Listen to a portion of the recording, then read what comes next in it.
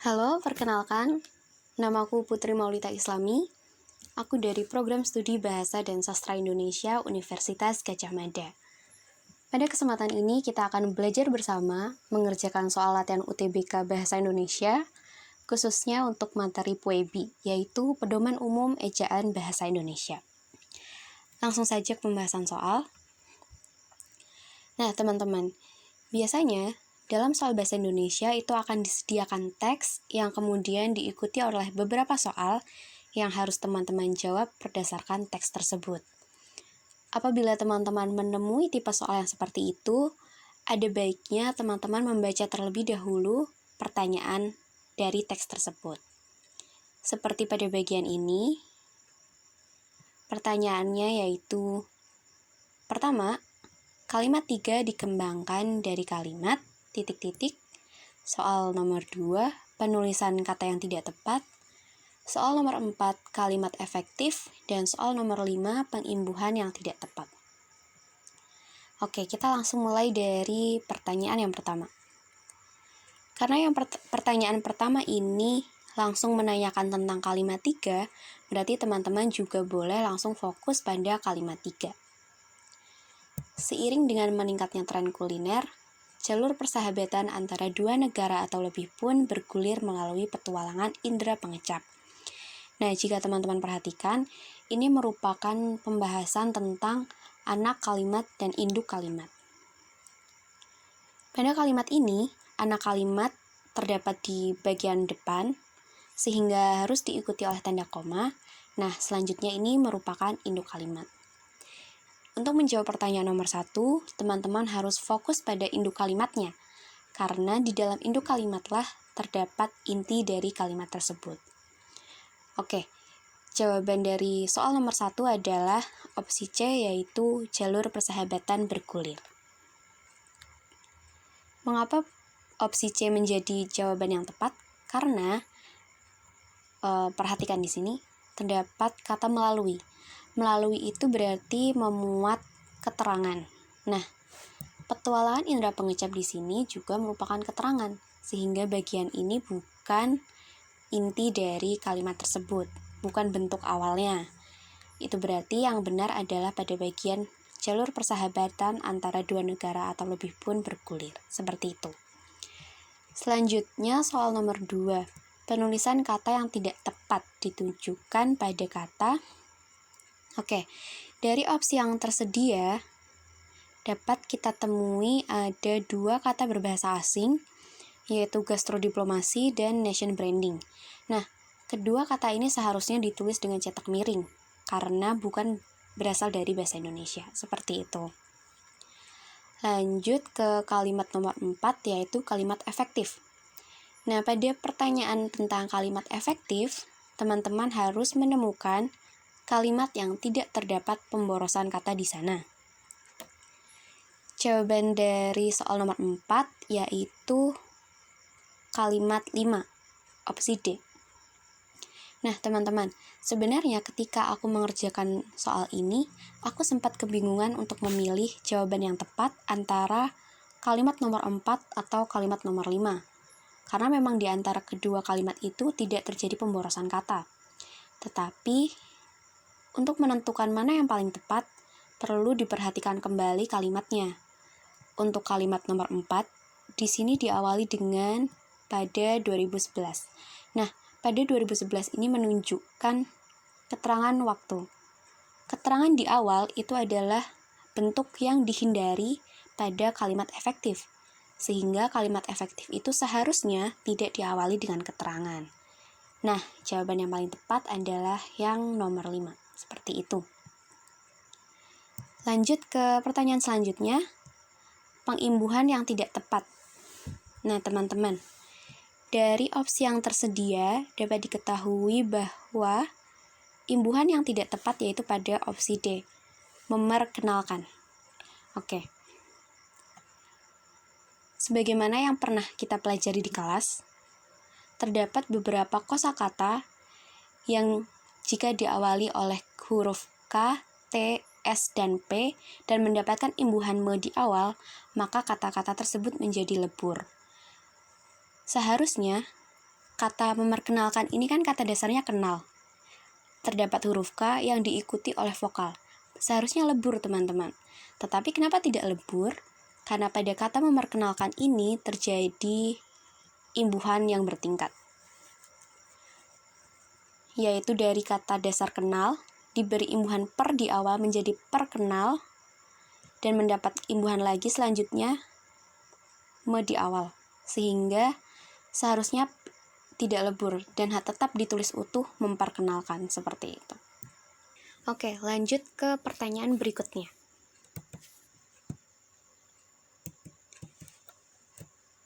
Pada bagian ini kembali ditemukan teks yang diikuti oleh beberapa pertanyaan. Nah, seperti bagian yang pertama tadi, untuk menjawab bagian ini, ada baiknya teman-teman juga membaca pertanyaannya terlebih dahulu. Soal nomor 6 ditanyakan tentang kalimat manakah yang tidak efektif.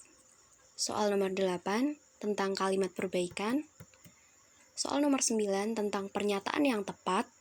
Dan soal nomor 10 tentang punktuasi koma yang tidak digunakan secara tepat. Oke, kita mulai dari soal nomor 6. Kalimat manakah yang tidak efektif?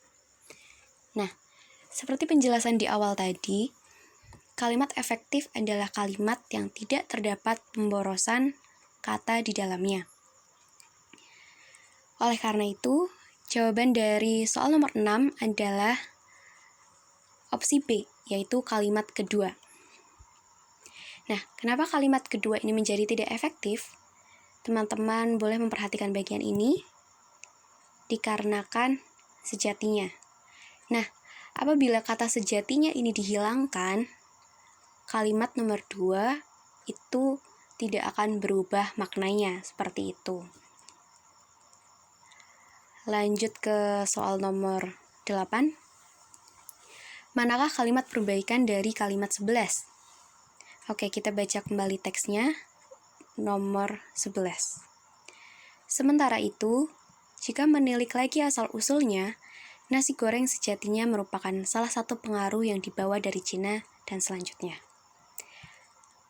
Oke, kita kembali ke soal. Nah, teman-teman, pada bagian awal kalimat di setiap opsi pada soal nomor 8 terdapat konjungsi. Perlu teman-teman ketahui bahwa konjungsi antara sementara dan sementara itu memiliki fungsi yang berbeda.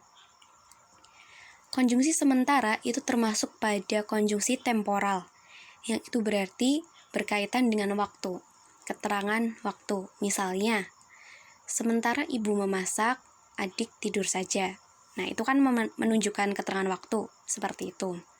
Nah, pada konteks ini, itu tidak menunjukkan keterangan waktu, sehingga konjungsi temporal itu tidak tepat jika digunakan pada kalimat ini. Oke, berarti teman-teman udah boleh nih mengeliminasi opsi yang salah. Opsi A menggunakan konjungsi sementara, berarti ini salah. Opsi D juga sementara, berarti ini salah. Opsi E pun salah. Nah, hanya tersisa opsi B dan C. Kita akan fokus pada kedua ini. Opsi B. Sementara itu, jika ditilik lagi asal-usulnya, nasi goreng, sejatinya, merupakan salah satu pengaruh yang dibawa dari Cina dan selanjutnya. Opsi C. Sementara itu, jika ditilik lagi asal-usulnya, nasi goreng sejatinya merupakan salah satu pengaruh yang dibawa dari Cina. Nah, penggunaan tanda baca koma pada kedua opsi ini yang tepat adalah pada opsi C. Sehingga jawaban dari soal nomor 8 yaitu opsi yang C. Seperti itu. Nah, selanjutnya soal nomor 9. Pernyataan yang tepat berkaitan dengan bentukan kata pada bacaan di atas. Jawaban dari soal ini yaitu opsi A. Terkuak pada kalimat 1 seharusnya diganti menjadi menguak. Nah, teman-teman, jika teman-teman mencocokkan antara opsi dengan teks, teman-teman akan mendapati beberapa kalimat yang berubah maknanya jika diganti dengan opsi yang tersedia, misal pada pilihan B, C, D, dan E. Nah, karena maknanya berubah, berarti tentu itu tidak tepat, seperti itu. Sedangkan, kenapa opsi A ini menjadi jawaban yang paling benar, dianggap sebagai pernyataan yang tepat, karena kita perhatikan, pada kalimat 1 ini berbunyi, sembari menjajal makanan, pertukaran informasi pun kian terkuak. Di sini terdapat kata menjajal yang diawali oleh imbuhan me, dan terdapat pula kata terkuak yang diawali oleh imbuhan ter. Nah, ini menunjukkan suatu ketidaksejajaran seperti itu, sehingga akan lebih baik apabila kata terkuak ini juga diawali oleh imbuhan me menjadi menguak, seperti itu. Selanjutnya, pada soal nomor 10, punktuasi koma yang tidak digunakan secara tepat. Ini jawabannya yaitu opsi E, kalimat nomor 10. Kita baca kalimat nomor 10. Nasi goreng dari ujung Aceh hingga daratan Papua yang juga punya rasa berbeda. Nah, koma di sini itu tidak diperlukan, teman-teman, sehingga langsung saja ditulis nasi goreng dari ujung Aceh hingga daratan Papua. Seperti itu.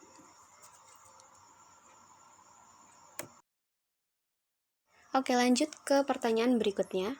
Pada bagian ini kita kembali menemui teks yang diikuti oleh beberapa pertanyaan. Sama seperti di awal, lebih baik kita membaca pertanyaannya terlebih dahulu. Soal nomor 13, kata yang ditulis dengan tepat. Soal nomor 14, kalimat baku.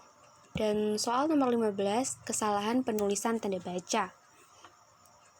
Oke, kita akan mulai dari soal nomor 13. Kata yang ditulis dengan tepat. Pada bagian ini, teman-teman sudah bisa untuk mengeliminasi kata-kata yang salah. Opsi A ini salah karena finansial itu tidak ada di dalam KBBI, yang ada adalah kata finansial. Untuk opsi B, mengantri ini juga salah, karena mengantri merupakan bentuk tidak baku dari mengantre, yang seharusnya ditulis dengan huruf E. Selanjutnya opsi C, kata Anda pada kalimat 5 dan 6, ini juga salah, karena kata Anda tidak ditulis dengan menggunakan huruf kapital. Selanjutnya opsi D dan E, bernutrisi dan anggota. Oke, anggota ini seharusnya ditulis anggota, sehingga opsi E ini juga salah. Nah, yang tepat adalah opsi D, bernutrisi. Seperti itu. Lanjut ke soal nomor 14, kalimat baku. Nah, seperti yang telah kita bahas tadi, kalimat baku itu berarti harus memuat kata-kata yang juga baku. Kita akan lihat pada teks kalimat 1, 4, 5, 6, dan 7. Kalimat 4, di sini terdapat kata finansial, yang sudah pasti salah. 5, memuat kata Anda, ini juga salah. Nomor 6, memuat kata Anda, juga salah. Dan 7, terdapat kata Anda pun. Nah, ini tidak sesuai ejaannya. Salah karena Anda dan pun digabung. Seharusnya pun ini adalah artikel yang dipisah, sehingga penulisannya menjadi Anda spasi pun. Seperti itu. Berarti jawabannya yang tepat adalah kalimat 1. Lanjut ke soal nomor 15, kesalahan penulisan tanda baca. Nah, teman-teman perlu memperhatikan kalimat 3, 4, 5, 6, dan 8. Kita lihat pada kalimat 3, 4, 5, dan 6 terlebih dahulu. Ini terdapat tanda baca koma. Di sini juga terdapat tanda baca koma. Dan pada kalimat 5 juga terdapat tanda baca koma. Begitu pula pada kalimat nomor 6. Ini. Nah, penggunaan koma pada kalimat 3, 4, 5, dan 6 ini sudah tepat karena penggunaannya terdapat pada anak kalimat dan juga konjungsi. Seperti itu. Kalimat nomor 8 ini salah, yaitu pada koma yang bagian ini. Seharusnya setelah gaya hidup sehat, koma, dengan membawa bekal bergizi dan selanjutnya, ini tidak memerlukan koma. Langsung ditulis saja, ayo terapkan gaya hidup sehat dengan membawa bekal bergizi dan selanjutnya. Seperti itu. Oke, lanjut ke pertanyaan berikutnya. Soal nomor 16. Ini tentang penulisan istilah ilmiah, genus Allium. Ini sudah benar penulisannya ya teman-teman. Tapi akan menjadi lebih baik lagi ketika teman-teman mencari tahu tentang kaidah penulisan istilah ilmiah, karena tidak jarang istilah ilmiah itu ditulis dengan menggunakan 2 kata atau 3 kata yang tentunya memiliki kaidah penulisan yang berbeda. Oke, selanjutnya ke soal nomor 17. Tak lain karena harganya yang melonjak tinggi. Nah, pada kalimat ini akan menimbulkan pertanyaan, yaitu apa yang harganya melonjak tinggi? Kenapa kalimat tersebut menimbulkan pertanyaan? Karena kalimat ini belum memuat subjek, maka subjek itulah yang perlu kita tambahkan. Sehingga jawaban yang tepat untuk soal nomor 17 yaitu opsi C. Hal ini terjadi tak lain karena harganya yang melonjak tinggi. Selanjutnya soal nomor 18.